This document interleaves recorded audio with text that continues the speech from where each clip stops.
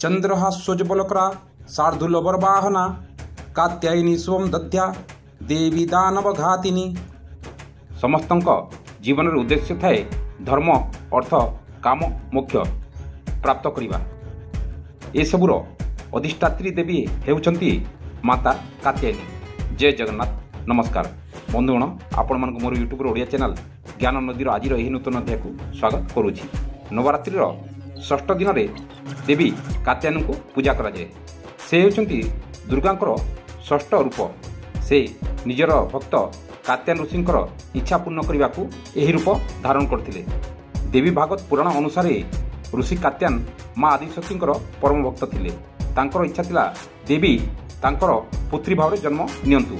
सेथिपई ऋषि कात्यायन अनेक वर्ष धरी कठोर तपस्या कले। कात्यायनकर तपस्या प्रसन्न होई देवी तांकर पुत्री रूप में प्रकट हेले। कात्यायनकर पुत्री होइतवा कारण तांको कात्यायनी कहा जाए। प्रथमे तांकर पूजा महर्षि कात्यायनी करथिले। शारदीय सप्तमी ठारू नवमी पर्यंत देवी कात्यायनकर पूजा स्वीकार कले एवं नवमी दिन तांकठू विदाय नहीं दशमी दिन महिषासुर को वध कले। सेथिपई तांकु महिषासुर मर्दनी बा महिषासुर संहारिणी भाव में मध्य नामित करा जाई अछि। देवी कात्यायनी को ब्रजभूमिर अधिष्ठात्री देवी भाव में मध्य गणा जाए। ब्रजभूमिर गोपी माने भगवान श्रीकृष्णकर प्रेम पाइबा पई तांकर आराधना करथिले। भगवान श्रीकृष्ण मध्य देवी कात्यायनीकर पूजा करुथिले। देवी कात्यायनी को महू पसंद, सेथिपई तांक पूजारे फल और मिठा सहित महू मध्य अर्पण करा जाए। माता कात्यायनी चतुर्भुजाधारी अटंती।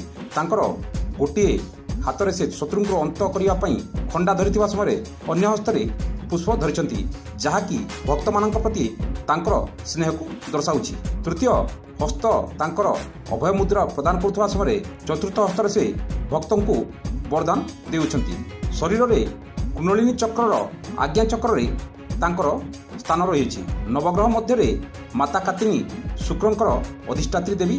सेथिपई शुक्र को से प्रभावित करथांती। तांकरी पूजा तथा साधना कले वैवाहिक जीवन में सुख प्राप्ति हुए एवं जहाँकर विवाह विलंब होता है बा बाधा आसुए ताकू मध्य कात्यायनी देवी दूर करती। देवी कात्यायनी पूजा कले साधक को धर्म अर्थ काम मोक्ष ये सबू मिलता है। जा देवी सर्वभूतेषु कात्यायनी रूपेण संस्थिता नमस्तस्ये नमस्तस्ये नमस्तस्ये नमो नमः। देवी कात्यायनी आपण मानकर मंगल करंतु एवं आपण मानकर समस्त शोक और दुख को दूर करंतु। एति ही मोर तांको निकट प्रार्थना। पुणी भेटब अन्य भेटरे। नमस्कार।